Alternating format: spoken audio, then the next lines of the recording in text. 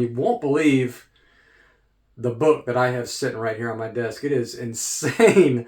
I've never seen this book in person. It is exceedingly rare, and yeah, you're going to want to stay tuned for that. Yeah, let's first just take a look at what came back. I had a couple very small pre-screens here. I think I pre-screened, I think it's 5 in each one of these, and they feel pretty heavy, so I think we got 4 out of 5 or 5 out of 5 on both of these. So let me get these open. Let's take a look at those first, and then we'll take a look at this crazy book I've got sitting right here. And then we'll talk a little bit about what I think is the most important thing to consider in cleaning and pressing comic books. So let's go ahead and get started.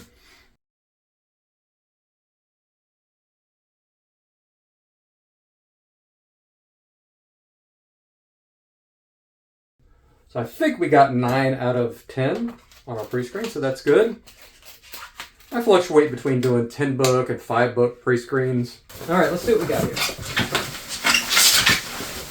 They had been sending books in these new bubble wrap containers, and I was very happy about those because they're awesome. I think they protect the books a lot better. Let me go grab one, and you guys probably know what I'm talking about.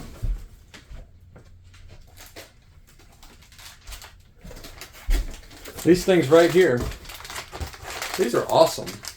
So I've been saving these to do my own shipment. But yeah, much better than just bubble wrap and rubber bands or whatever.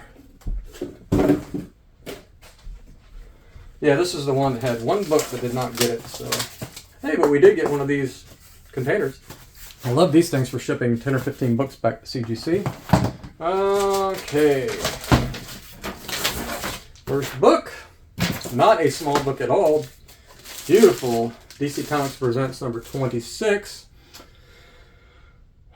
Yeah, this is about an $800,000, $900,000 book. And, you know, first appearance of the new Teen Titans. Sitting kind of weird inside the case, but I think it could just be shifted a little bit. That's pretty common. Just make sure there's no banana stuff going on. Looking pretty good. Yeah, no bend in that one, so that's good. Okay, success. Love this book here.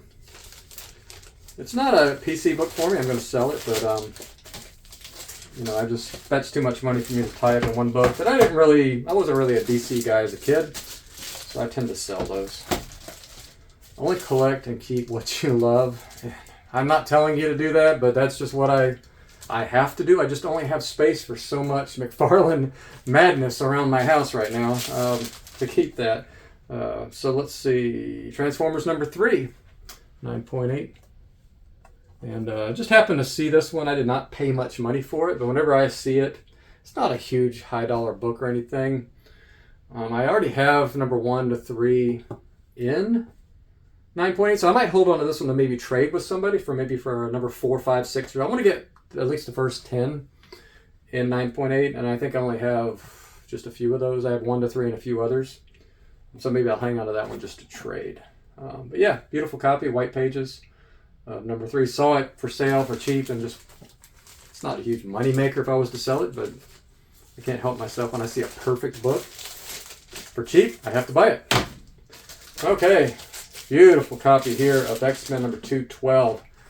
You do not see this very often in a 9.8. This is a rare thing to find because of this black over here, this dark, deep colors. But look at the colors on that book. It doesn't really do justice right now, the way you're looking. Go look at this one. Look at the serial number on the CGC website, and just look at the vibrancy, the beauty, and the centering on this book. This book, look at the staples. This book is perfectly centered, both vertically and horizontally. So I'm going to hang on to it as a PC book. I did buy this book off the stand, not this particular copy, but I bought this book when it came out back in 1986. So I do have a PC 9.6 newsstand of my own. It's not on the wall right now. But I'm going to hang on to this one. It'll at least replace the 9.6 I have. I'm not going to sell the 9.6, so I don't really mean replace it like for display. I don't know.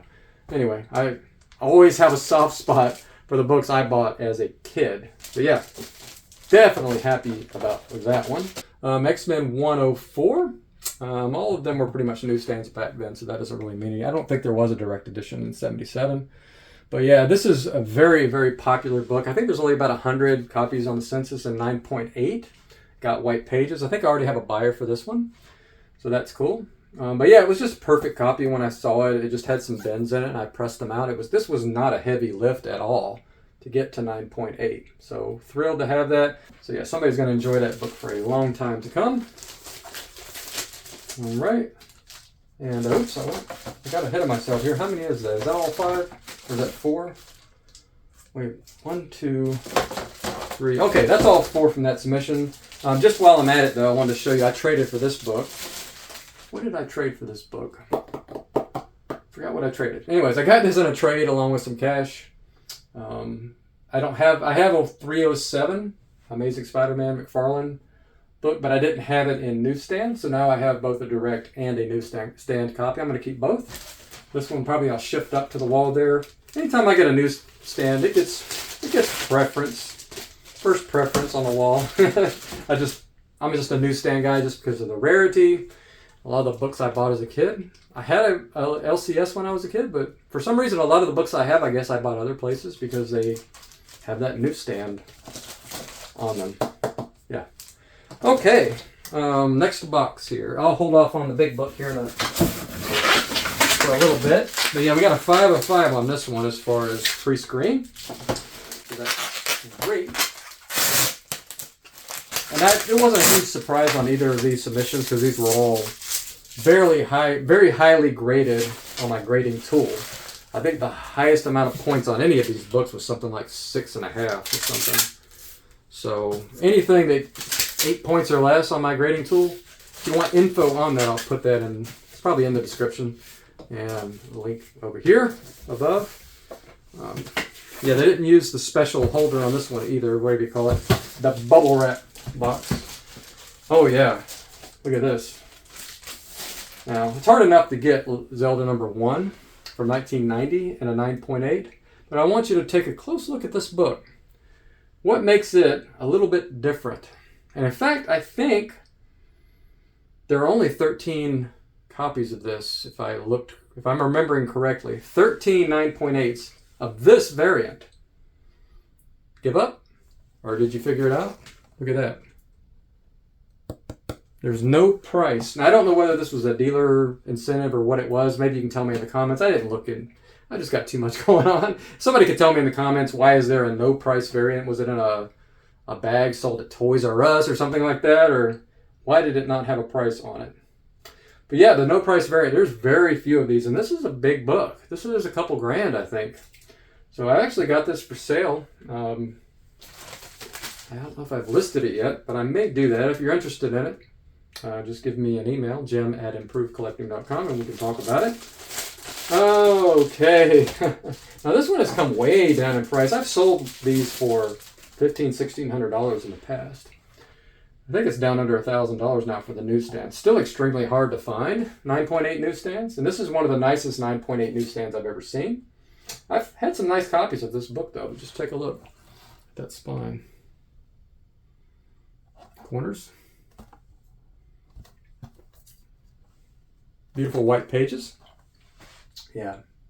Once again, this one was just before my time. I did not buy this book off the stand. I love Frank Miller. But once again, I have to draw the line somewhere. I would love to have a copy of all. I do have number 2 up here on the wall. It's probably just off camera. The Wolverine. You know. Don't do much Captain America, but I saw this one for very cheap. And it looked like it had good 9.8 potential, so I bought it. So if you're a Punisher Captain America guy, that is a good book for you. That one's for sale. As we actually have a buyer already for that one. And beautiful Taskmaster book here. Has 3 or 4 of these 9.8 newsstands, and it's come way down in value as well. This was once $1,500 or more book. I think it's down around $1,000. Still a very valuable book. And this is maybe the nicest 9.8 I've seen. It's just absolutely, it's not perfectly centered, but look at the lack of color breaks on that spine. Nice corners. And perfect back cover. I mean, it's one of these 2 or 3, 4 defect books. And look at the colors on that. Sometimes you get these where they have a little bit of a distortion in the colors on here, and you get a lot of edge, weird stuff going on, factory defects on this book. But this one looks like a direct as far as the quality of it goes. So I'm not sure what was going on with some of these newsstands back then, but this is just the best of the best when it comes to these 196 newsstands. Yeah, I found some great books lately. And in fact, a lot of these you're seeing right now I bought over the summer, and I just finally got around. I had so many at once. I think I had 80, 90, 100 books in the queue at one time. I had stacks of slabs. I spent way too much money. I just finally got that debt paid off for buying all those books, and I'm about 30 short of getting them all off for grading now. This is a PC book. We'll save it for last and not least. I have a 9.8 of the other Masters of the Universe number 1 from the 80s. But now I've got this one as well. I had some trouble getting this one in 9.8. I've gotten 9.6 a couple times. But yeah, this is the newsstand. I'm definitely going to keep this one forever. This is a forever book. I didn't have any Masters of the Universe as a kid. I was a Transformers guy, but I think I've mentioned this in the past. One of my friends was a Masters of the Universe kid. I had Transformers. He had the other. So we'd play with his Castle Grayskull. Man, I miss that. Anybody have that Castle Grayskull as a kid? The big giant one? This definitely glad to add that one to the PC. Okay, so let's talk about this book right here. Now, this is a friend's book. I've worked on several for him. Great books. Yeah, he's a McFarlane guy as well. And I can't believe I'm holding this book in my hands, but Malibu Sun, number 13. Check that out. Todd McFarlane's Spawn joins the Image universe.